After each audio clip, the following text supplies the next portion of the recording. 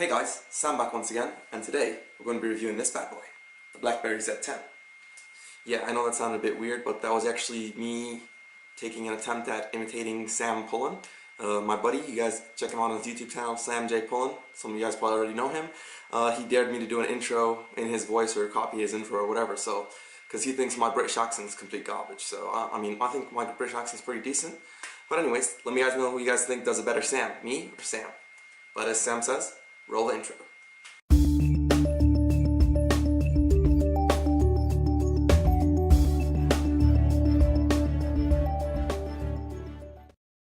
Get started with this BlackBerry 10 and BlackBerry Z10 review. So keep watching to find out what I, as a Nokia and Windows Phone user, thought was cool about the BlackBerry 10 and Z10, what I didn't think was cool, what I thought was awesome.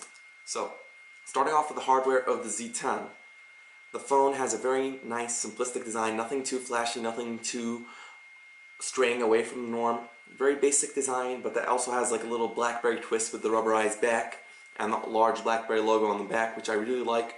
The phone feels great in your hand, very light. I mean, sometimes actually I think it's too light.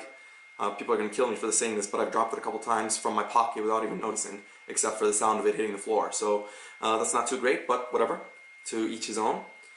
In terms of design, I would have to say they have a hardware button for the screen lock, which I would prefer to be placed on the side of the phone like I have on my Nokia Windows phones, and a couple phones are following that as well, because it just feels a lot more natural to have a button to press right there. But it's all good, you know, button on top, button on the side, not too much of a difference. In terms of actual build, the phone it has a nice build quality, but I mean, it's not the best. You can actually feel some give in it while pressing. And I'm not a big fan of this speaker placement down here. I doubt that's in focus, but oh well. Where you have a little microphone or speaker port where dust gets stuck in, it's really difficult to get out. So I don't know, that's just a complaint from me. In terms of actual characteristics of the phone, the screen is beautiful. It's a very nice HD screen, beautiful, strong colors, very vibrant, and I mean, that's really good. One complaint about the screen would be the fact that it doesn't have like a glass overlay, so you can actually press down onto the screen, sometimes causing a sort of blanching effect, I guess. I don't know if anyone else has noticed that. But anyways, that's nothing serious. The camera itself is an 8 megapixel shooter camera, takes some pretty decent pictures. I mean, you're getting average camera quality, nothing to write home about, but nothing horribly bad. But I mean, as a Windows Phone user and 920 user, of course, I compared it against the 920 in low light, where it got blown away. But to be fair, the BlackBerry 10 isn't being advertised as a low light performing or a camera performance monster, so you can't really hold that against it. One thing I really hate about the hardware, or just the way the Z10 or BB Z10 is in general, is this LED light that they have blinking over here. It is so annoying. When you have low battery, it literally blinks once every 2 seconds to inform you that you have a low battery. And it's not a tiny blink, it's like meow, meow. And it is really irritating. I mean, what better way to drain your battery than sending off the light every 2 seconds? So that's basically it for hardware. I mean, overall, the hardware, you don't have many complaints, except perhaps, as I mentioned, the LED light and probably the battery, which differs between users. For me, I've gotten some very horrible battery life at first, which steadily improved later on. In fact, the first day the battery barely lasted about 4 hours, so that wasn't too great. So on to the more important part of the BlackBerry Z10 review, the software.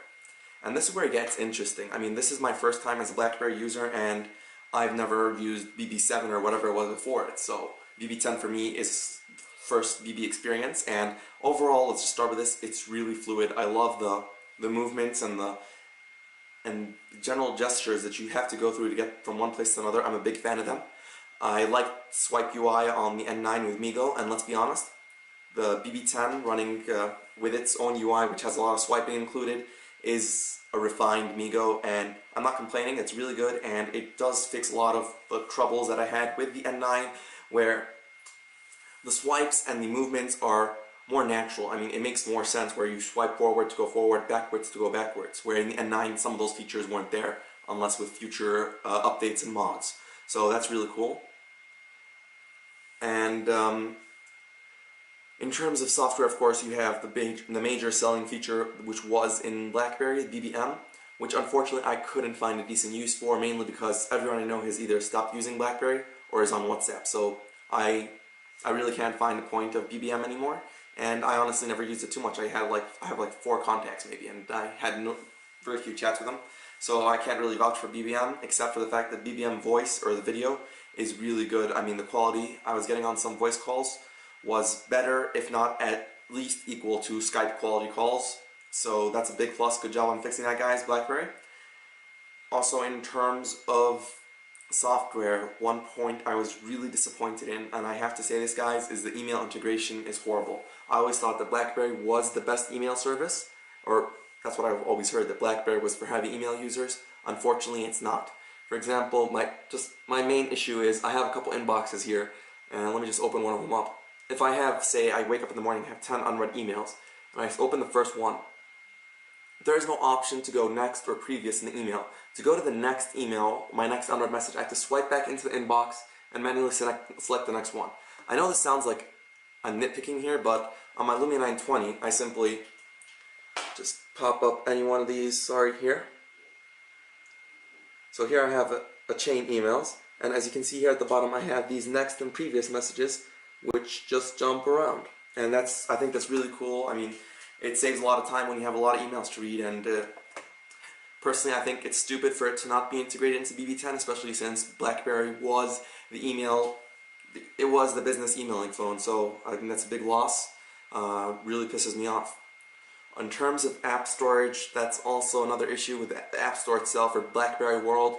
I know they have around 70,000 apps, probably more by now, but honestly, I'm disappointed in the fact that they went for quantity over quality. I thought that it was a big gimmick when Windows Phone and Microsoft kept on saying that they have quality over quantity in their apps, but once you try BlackBerry 10, you'll notice what I'm talking about. You have a lot of apps, but some of them are just really crappy Android ports that hardly work or will crash the second something goes wrong, or they just won't run at all, or they're just really, really shoddy apps. So, you know, BlackBerry, try to get things right there, and maybe put some more tighter qualifications to get your app into the store.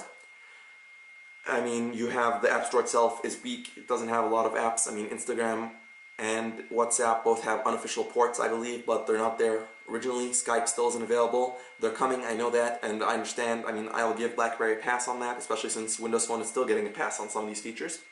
But it should be fixed. I mean, some of the apps have really poor quality.